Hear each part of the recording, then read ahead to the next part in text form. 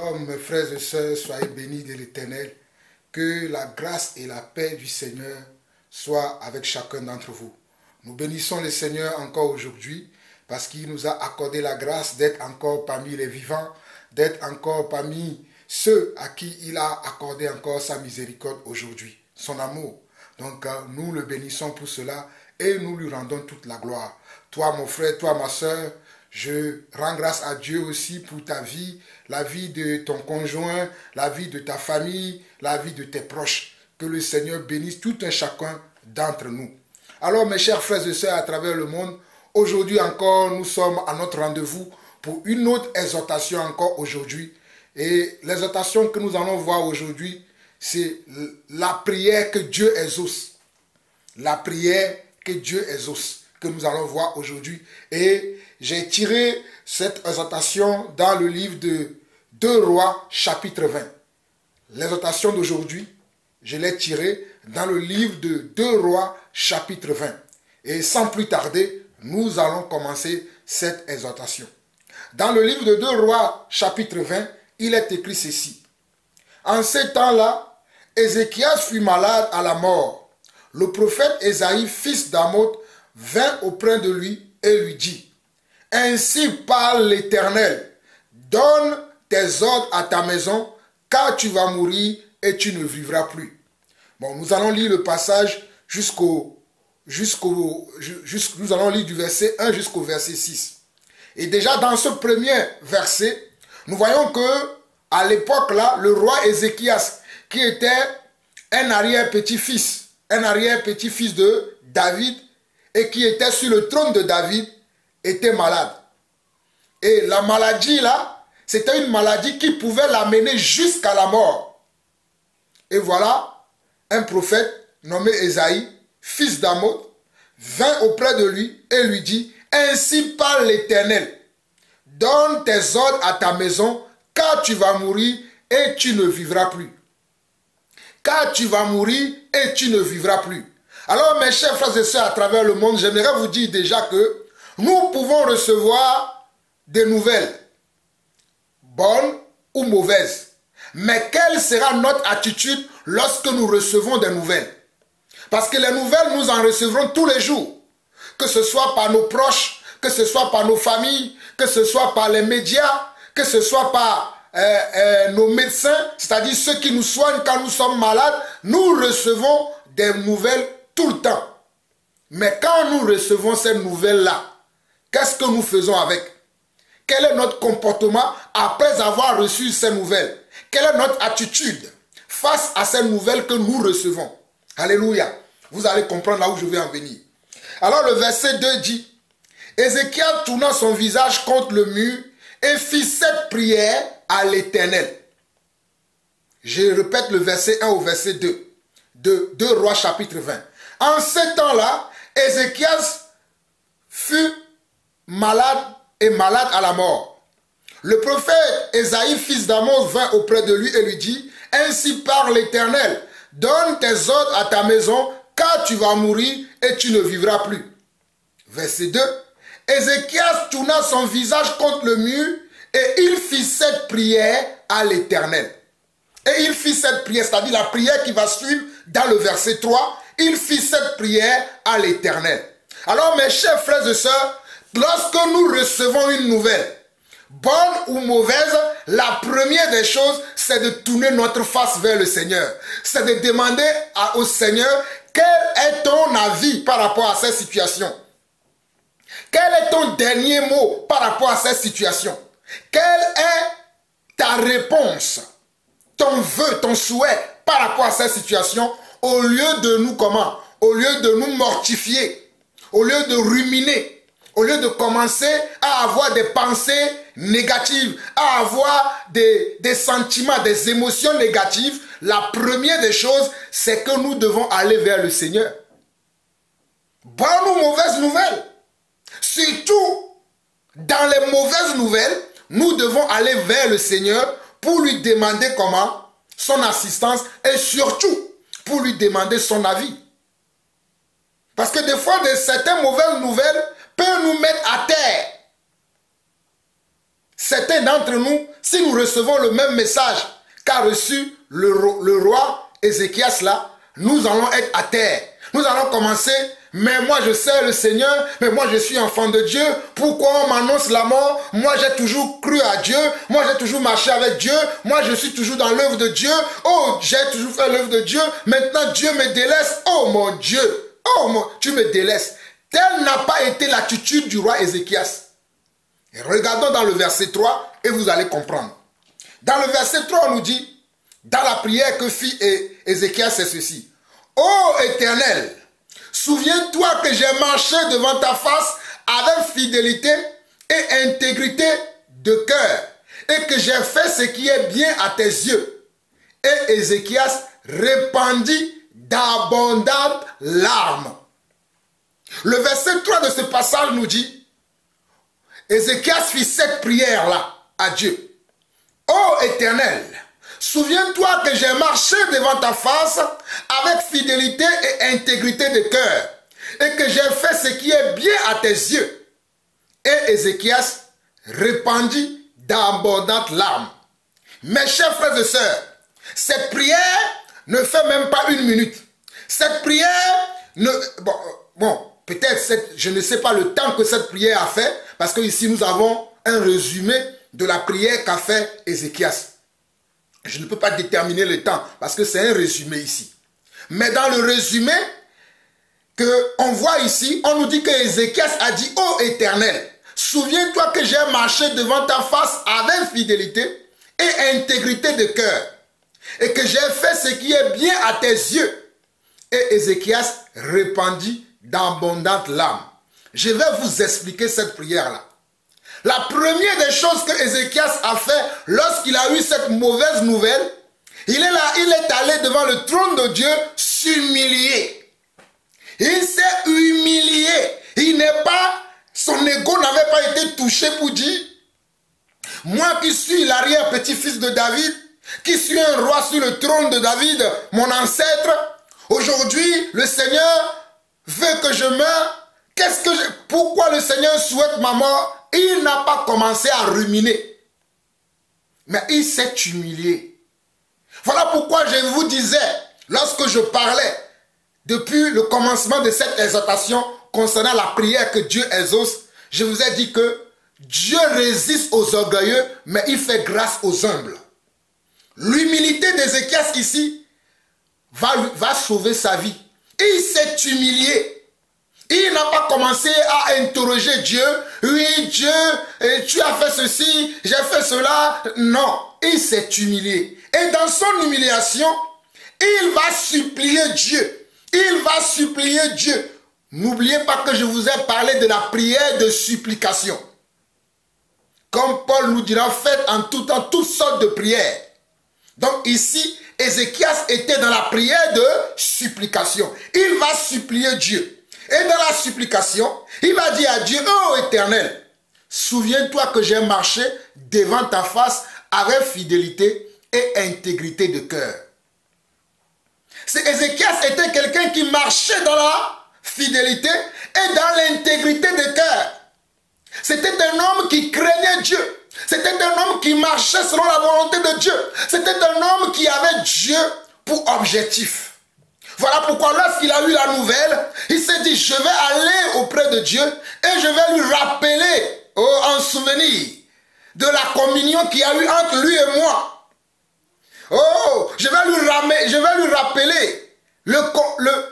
l'intimité qu'il y a eu entre lui et moi. Et Ézéchias a commencé à parler à Dieu en lui disant, dans la douceur et dans l'humilité. Ce n'est pas les gens qui prient, qui disent, Seigneur, tu as dit dans ta parole ceci. Si tu ne me fais pas cela, je ne te servirai plus. J'ai écouté même des hommes de Dieu enseigner ces choses. Un homme de Dieu a dit que sa fille était malade. Il est parti, il a prié Dieu, il a dit, Seigneur, si tu ne guéris pas mon fils, je ne vais plus te servir. Et il enseignait ça.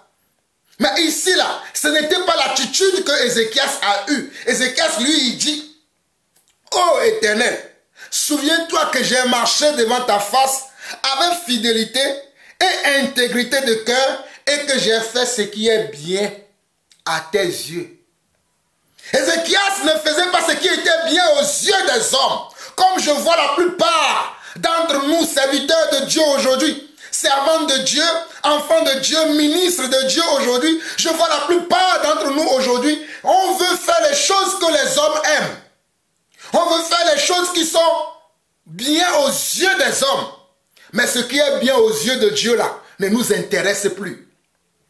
Mais regardez Ézéchias. Ézéchias disait à Dieu, souviens-toi, rappelle en ton souvenir que dans mon comportement, dans ma façon de faire, dans mes agissements, je cherchais toujours à faire ce qui est bien à tes yeux. Non pas aux yeux des hommes. Je ne cherchais pas à plaire à mes voisins ni à mes voisines, mais je cherchais à te plaire toi. Voilà pourquoi je ne faisais que ce qui pouvait être bien à tes yeux. Mes chers frères et sœurs, voilà pourquoi je vous ai dit, les gens vont prier, mais ils ne vont pas voir leur prière exaucée. Si tu es quelqu'un qui ne fait pas des choses qui sont agréables aux yeux de Dieu, tes prières demeureront inexaucées. Car n'oubliez pas que je vous ai montré dans Jean 9, 31 que Dieu n'exauce point les pécheurs.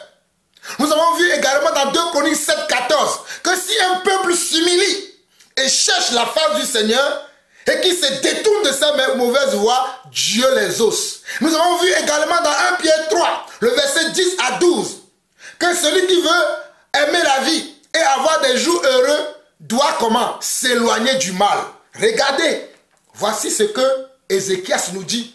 C'est ça. Ce que Ézéchias dit ici, c'est le résumé de toutes ces choses que nous avons déjà vues. Ézéchias est un modèle, est un prototype de ce que je vous ai montré. Que si vous voulez voir vos prières exaucées, c'est ce que nous devons faire tous. Nous devons faire tout ce que Ézéchias est en train de faire ici. Et ce n'est pas fini. Il y a une grande révélation ici que vous allez découvrir tout de suite. Et à la fin, on nous dit, et Ézéchias répandit d'abondantes larmes. Quand quelqu'un répand ses larmes, ça veut dire que la personne est dans la repentance. On nous dit, et Ézéchias répandit d'abondantes larmes.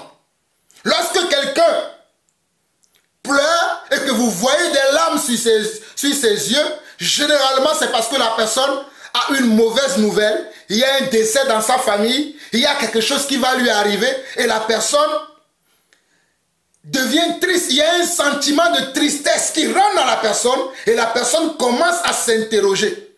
Il commence à s'interroger lui-même. Il commence à faire un diagnostic de sa vie. Et par moment, il y a un pitié. Il y a une pitié qui sort de la personne. Et la personne peut commencer à couler des larmes. Il peut y avoir une pitié mêlée de crainte. Parce qu'il y a eu un événement choquant, troublant. Donc la personne va commencer à verser des larmes. Mais dans le cas ici, c'est parce que dans la prière d'Ézéchias, Ézéchias a commencé à dire au Seigneur, « Ô Éternel, souviens-toi que j'ai marché devant ta face. » Nous sommes dans le verset 3. « Avec fidélité et intégrité de cœur. Et que j'ai fait ce qui est bien à tes yeux. » Mais Ézéchias pouvait se souvenir aussi que peut-être il y a des choses qu'il a mal fait devant le Seigneur. Il y a des choses qu'il n'a pas respectées. Il y a des comportements qu'il a eus. Voilà pourquoi il a répandu d'abondantes larmes, qui est synonyme de repentance. Voilà pourquoi il répandait d'abondantes larmes, ce qui était une forme de repentance. Donc Ézéchias s'est repenti de ces comportements qui ne sont pas dignes et qui ne glorifient pas le Seigneur. Parce que, croyez-moi, vous pouvez être un homme intègre, un homme qui marche dans les voies du Seigneur, mais par moment, vous pouvez faire un faux pas. Je peux vous donner l'exemple de l'apôtre Pierre, qui était un homme qui était tellement engagé avec le Seigneur. Mais lorsque le Seigneur avait été arrêté et qu'on a trouvé l'apôtre Pierre, on a dit, toi aussi tu étais avec lui. L'apôtre Pierre a dit, non, je ne connais pas cet homme. Une seconde fois, on l'a vu. On l'a remarqué, on a dit, toi aussi tu étais avec lui. Il a répondu encore qu'il n'était pas avec lui. Je parle de l'apôtre Pierre. Et une troisième fois, il va encore nier qu'il était avec lui et il va entendre le coq chanter et il va se souvenir que le Seigneur Yeshua le Messie lui avait dit cela, que tu me renieras 3 fois.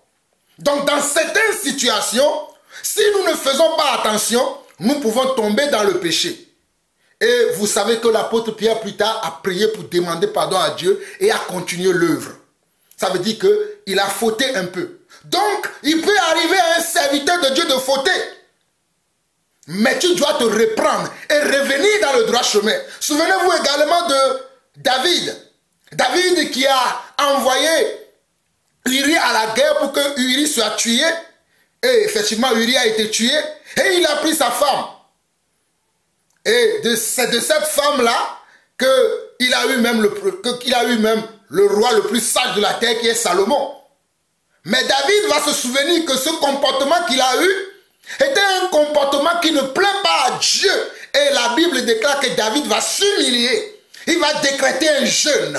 Il va décréter comme un jeûne pour demander pardon à Dieu parce qu'il s'est rendu compte qu'il a fait comment? Qu'il a fait quelque chose que Dieu n'aime pas. Qu'il a désobéi à Dieu. Qu'il a commis un péché que Dieu n'aime pas.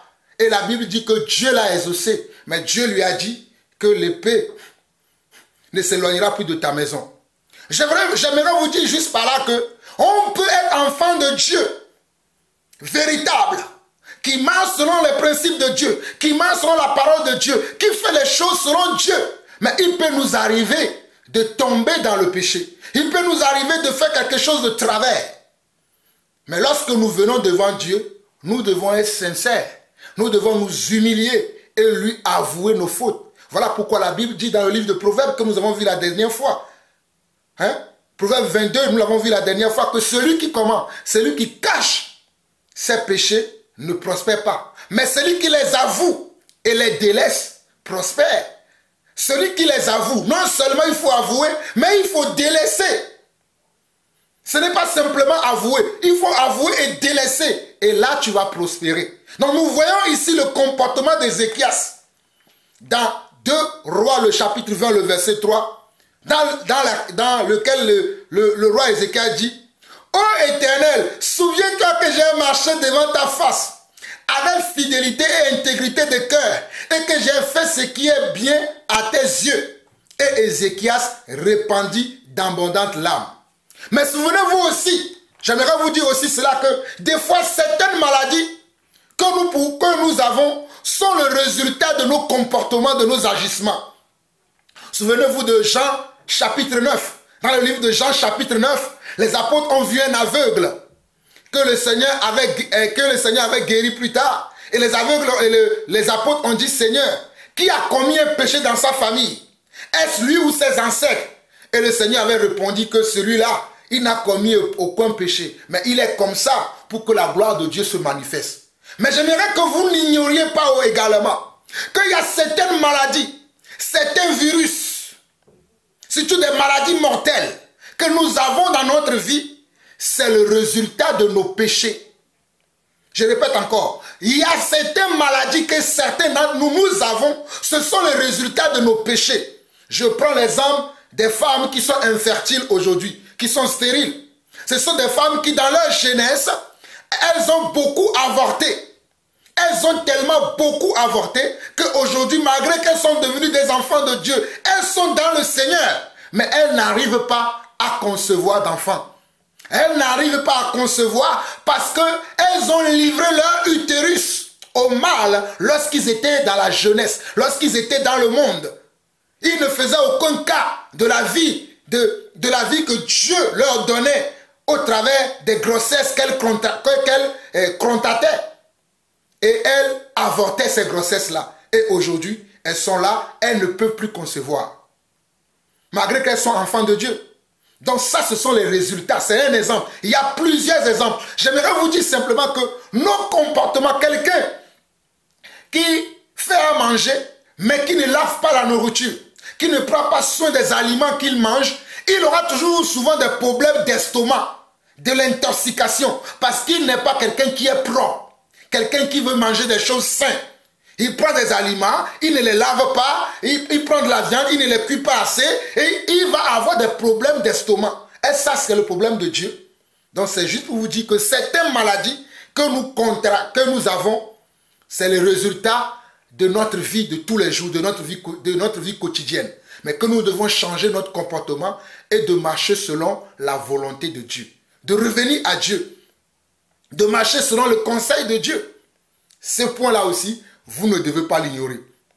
Mais revenons dans la prière que Dieu exauce et que nous sommes en train de finir là. Au verset 3, on nous dit également que, on nous a montré que Ézéchias a prié et a dit, ô Éternel, souviens-toi que j'ai marché devant ta face avec fidélité et intégrité de cœur et que j'ai fait ce qui est bien à tes yeux. Et Ézéchias répandit d'abondantes larmes. Nous avons vu dans cette prière qu'il y avait d'abord l'humiliation et qu'il y avait aussi le rappel à souvenir à Dieu comment nous avons marché dans sa volonté, comment nous faisons ce qui est agréable à ses yeux, comment nous avons montré à Dieu que nous lui sommes fidèles. Et après, nous nous repentons des choses que nous avons faites qui ne sont pas agréables devant le Seigneur. Nous devons les regretter en versant d'abondantes larmes devant le trône de Dieu afin d'obtenir miséricorde. Regardez le verset 4. Et c'est là où vous allez voir que Dieu a exaucé la prière d'Ézéchias. Dans le verset 4, nous voyons que Dieu a exaucé et Dieu lui-même lui dit au prophète Ésaïe, qui a amené la mauvaise nouvelle, de retourner et d'apporter maintenant une bonne nouvelle.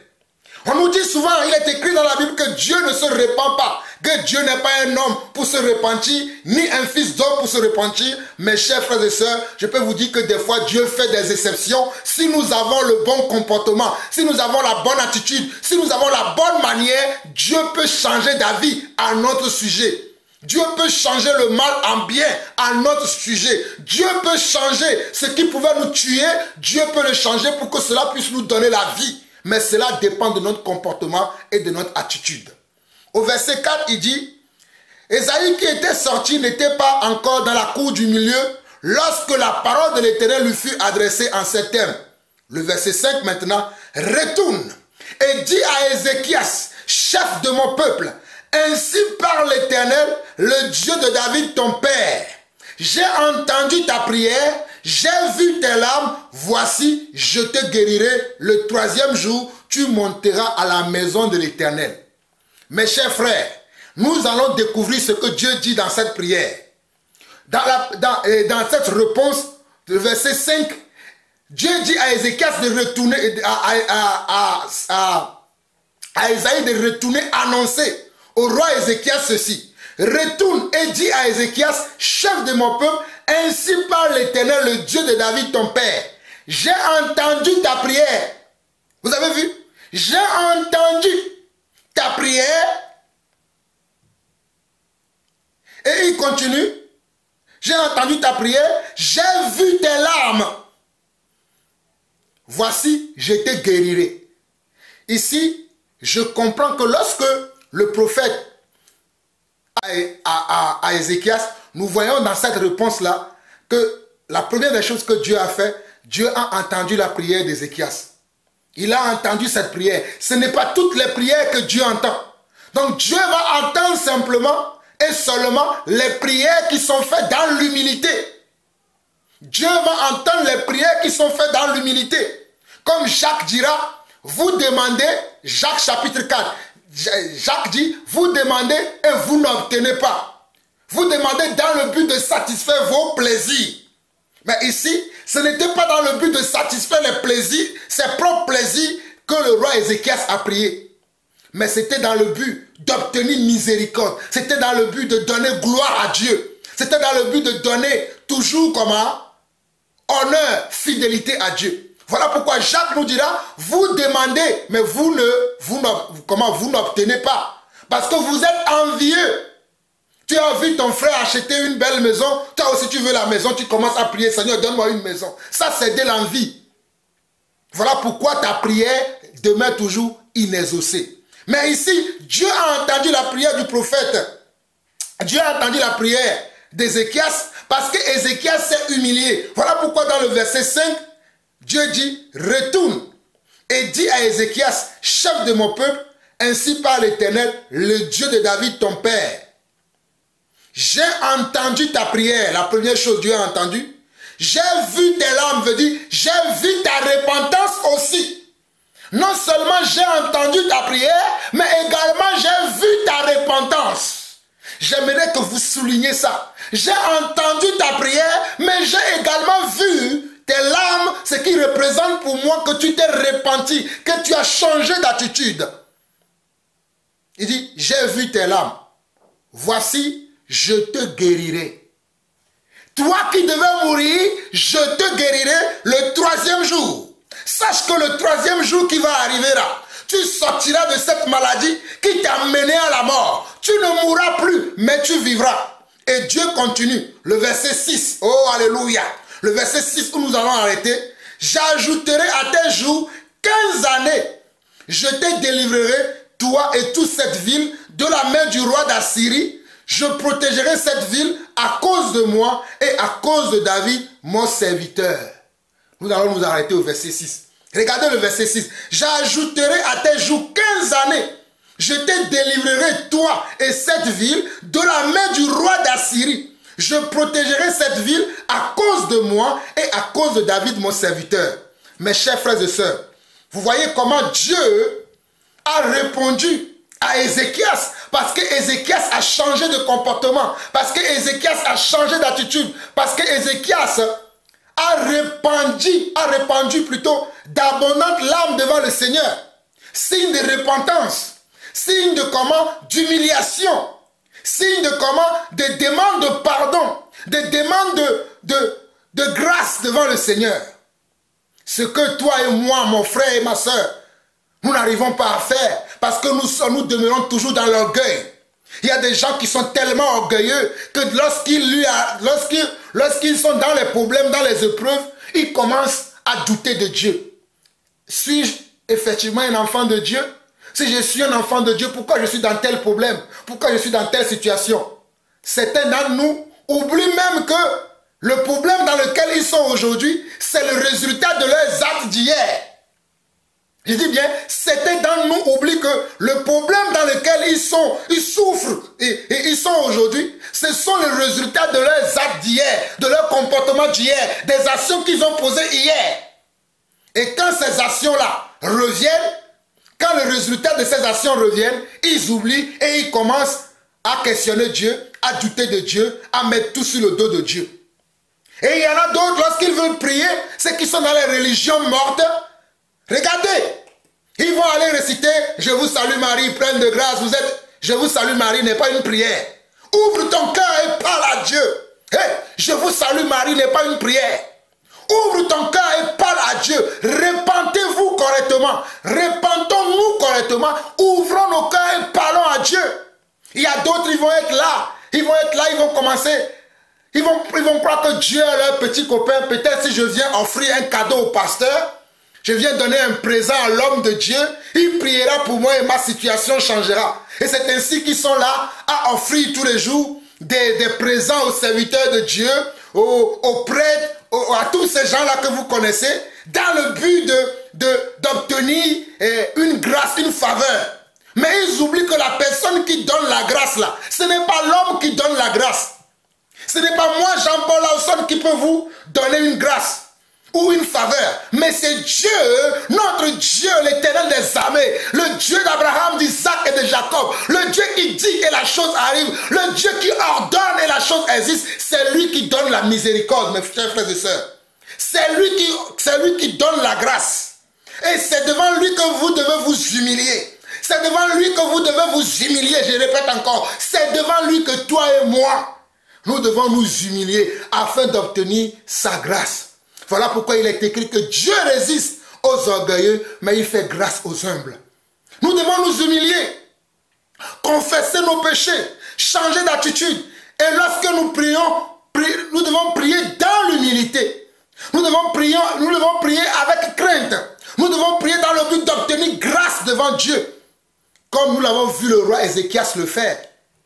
Ton attitude d'orgueilleux que tu emploies tous les jours, tu veux prier, tu n'auras pas tes prières exaucées. Je vous le répète encore, Dieu résiste aux orgueilleux, mais il fait grâce aux hommes. Si Ézéchias était dans l'orgueil ici et qu'il a commencé à dire, oui, pourquoi ceci, pourquoi cela, pourquoi ceci m'arrive, Dieu ne les exaucera pas. Mais c'est parce qu'il a eu la bonne attitude, il a eu le bon comportement, il a eu la bonne manière que Dieu l'a exaucé et que Dieu lui a donné 15 années en plus. 15 années en plus. Je dis bien 15 années. C'est-à-dire s'il devait mourir à 90 ans, Dieu lui a donné 15 ans en plus, il mourra à 105 ans. S'il devait mourir à 150 ans, il mourra à 165 ans. À cause de quoi? À cause de son humilité. À cause de son humilité. Et parce qu'il a marché dans les voies de l'Éternel et qu'il a fait ce qui est agréable aux yeux de Dieu et qu'il vivait dans la repentance et qu'il se repentait lorsqu'il savait qu'il était fautif par rapport à quelque chose qu'il pouvait faire et que Dieu n'appréciait pas. Alors mes chers frères et sœurs, vous avez écouté la voix de votre serviteur, l'apôtre Jean-Paul, encore aujourd'hui. Soyez bénis. Shalom, shalom et shalom.